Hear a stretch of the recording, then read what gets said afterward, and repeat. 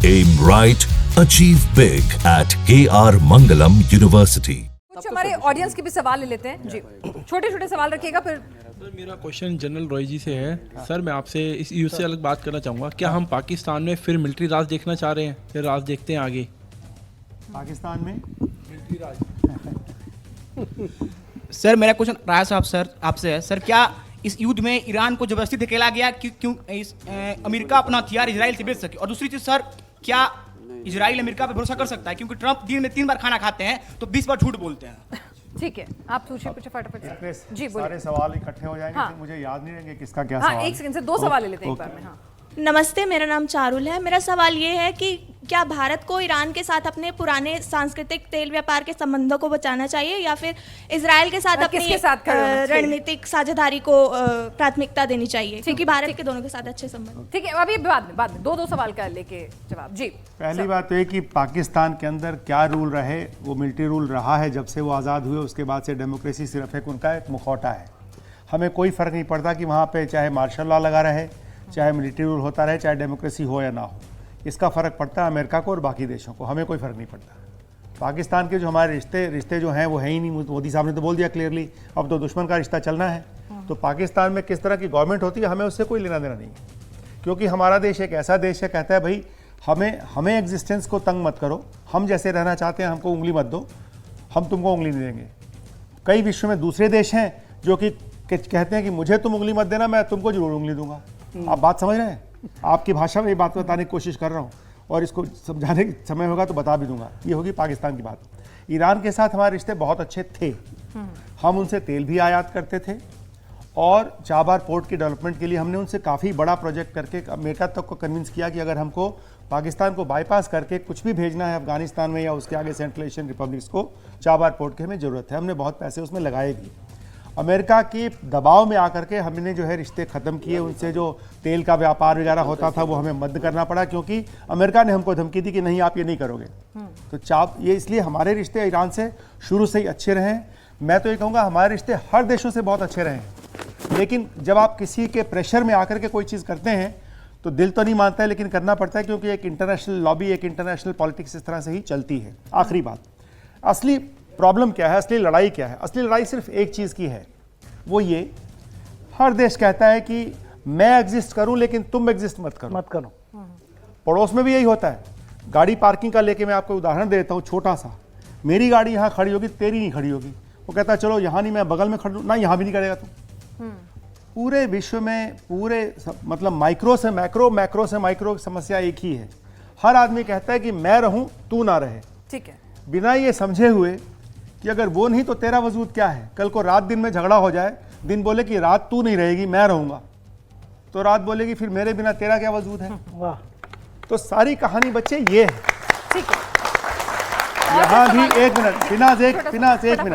यहाँ भी मुद्दा यही है। ईरान कहता है या विश्व पटल पे ये है कि पैलेस्टाइन जिसकी ज़मीन को एडजस्ट करके इजराइल को बनाया गया दूसरे महायुद्ध के बाद, अब वो इजराइल कहता है कि मैं पैलेस्टाइन को नहीं एग्जिस्ट करने दूंगा या मुझे थोड़ी और ज़मीन चाहिए इसकी, क्योंकि मुझे इतना वो चाहिए। तो लड़ाई होगी ना ज़मीन को लेकर के। और पैलेस्टाइन बोलता है भाई सुनो, मेरी ज़मीन तो पहले पूरी थी। वेस्टर्न साहब जो इतिहास की बात बता रहे थे कि इन्होंने ख़त्म कर दिया ज्यूज़ को, सब वर्ल्ड ओवर ख़त्म हो गए, इनका देश ही ख़त्म कर दिया, इनकी ज़मीन ख़त्म कर दी। तो बाद में जब बंटवारा हुआ है तो कम से कम दोनों को ये चाहिए, पैलेस्टाइन जो है इजराइल को रिकॉग्नाइज करे, इजराइल जो है पैलेस्टाइन को रिकॉग्नाइज करे, और दोनों रिकॉग्नाइज करके आसपास पड़ोसी रह करके रहे। सारी लड़ाई इस बात की है। और यहाँ पे ईरान जो है पैलेस्टाइन की साइड में है, क्योंकि वहाँ शियाज भी हैं, सुन्नीज भी हैं। आयतुल्ला के नीचे सुन्नीज नहीं आएंगे कभी भी। उसकी लीडरशिप तो सऊदी अरेबिया पकड़ने के चक्कर में घूम रहा है। तो बेटे ये सब बातें हैं, आप लोगों के लेवल पे इतना समझ लेना काफ़ी है। आप अपनी पड़ोस की लड़ाई यहाँ से मिलाप कर लो। अगला सवाल सर, मेरा क्वेश्चन ये है। हाँ। ईरान और इजराइल में काफी समय से निरंतर युद्ध चल रहा है, तो सर ये क्या विश्व युद्ध की स्थिति भी उत्पन्न कर सकता है? कर सकता है। इसीलिए मैंने बोला ना, ज्यादा लोग आएंगे तो जरूरी बात है कि हर सेकंड दूसरा महायुद्ध भी तो ऐसे ही शुरू हुआ था। ठीक है, कि अगला एक सवाल। देश पटेल चलता जी। चला गया, फिर बाकी लोग अगला दोनों सवाल। तरफ आके दो खेमों बट गए। मेरा नाम आमिर है। मैं सर, थोड़ा इसको आंसर मैं- देता हूँ एक मिनट। हाँ एक सेकंड सर। सर, मैं मेरा इसको सवाल बोलता ये है कि भारत जो है वो इजराइल के साथ खुले तौर पे सपोर्ट कर रहा है, ईरान का सपोर्ट क्यों नहीं कर रहा? अच्छा ऐसा इन्हें लगता है। नहीं ठीक है, देखिए, ठीक ऐसे है कि हाँ। इंटरनेशनल रिलेशन में ये ओपन सपोर्ट आता नहीं इस तरह से। हाँ। जैसे हम लोग समझते हैं ना पड़ोस में कि इधर डंडा लेके खड़े हो गए या उधर खड़े हो गए, नहीं। है। इंटरनेशनल रिलेशन में बहुत सारी बातें आती हैं कि किसके साथ क्या किस वक्त relationship, जाना है हमें, किस तरह का मेंटेन करना है। या क्या माहौल चल इसमें रहा है होता है उसके देयर बारे इज नो परमानेंट ना friends, friends. There are only permanent interest. तो किस समय क्या इंटरेस्ट कैसा होगा उसके हिसाब से ये बदलता रहता मोहब्बत है। सब तो कुछ कहना चाह रहे हैं। मैं देखिए बहुत सारे लोग इस तरीके से पूछते रहते हैं, कभी देखता हूँ कि भाई विश्व युद्ध, एक तो मैं साफ से डिसएग्री करता हूँ।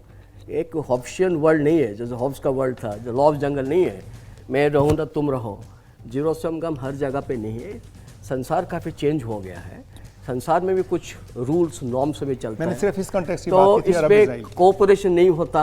आज इजराइल की पैलेस्टाइन। तो यानी आपको नहीं लगता था कि ये वर्ल्ड वॉर इंटरडिपेंडेंस जैसी है, situation तो create हो बहुत सारी सकती है। चीज हमें इसी संदर्भ में आपको कह रहा हूँ कि जो आप कह रहे वर्ल्ड वॉर 3 होने का है, ये तो वही बड़ी सिंपली एग्जैजरेशन और सिंपल स्टेटमेंट है कि हो जाएगा, ऐसा नहीं है। क्योंकि जिसका इंटरेस्ट बाधा प्राप्त ठीक है। होगा वो भी लगा हुआ कि वार कैसे आगे ना बढ़े। मैंने आपको कहा जो गल्फ कंट्रीज है उसके जो बगल में देश है जहाँ पे सुन्नी मुस्लिम रहते हैं, जो ईरान के खिलाफ है, वो भी चाहते हैं कि वार वहीं पे कन्फाइन नहीं होएगा, आगे चले जाएगा, तो वहीं से खत्म कैसे किया जाए। अरब कंट्री का भी प्रेसिडेंट ट्रम्प का ऊपर प्रेशर है, यूरोपियन कंट्री जो भी स्टेटमेंट दे, फ्रांस और जर्मनी, उनका भी प्रेशर है, जो कांग्रेस की जो सीनेटर रिप्रेजेंटेटिव, उनका भी प्रेशर है प्रेसिडेंट ट्रम्प का ऊपर। भाई जाहिर सी बात है कि युद्ध किसी के लिए भी किसी की फायदेमंद तरफ नहीं पहले होता भाई युद्ध होना था तो पहले भी होता था, ऑलरेडी कर ही ठीक रहा था। है। जल्दी से एक सवाल छोटा तो ये ऐसा नहीं कि युद्ध सवाल होना ये था। है कि अभी का जैसा सिचुएशन है दोनों कंट्रीज के बीच में, तो क्या इन फ्यूचर दोनों देशों में स्टेट ऑफ इमरजेंसी लग सकती है? ठीक है, दे दीजिए।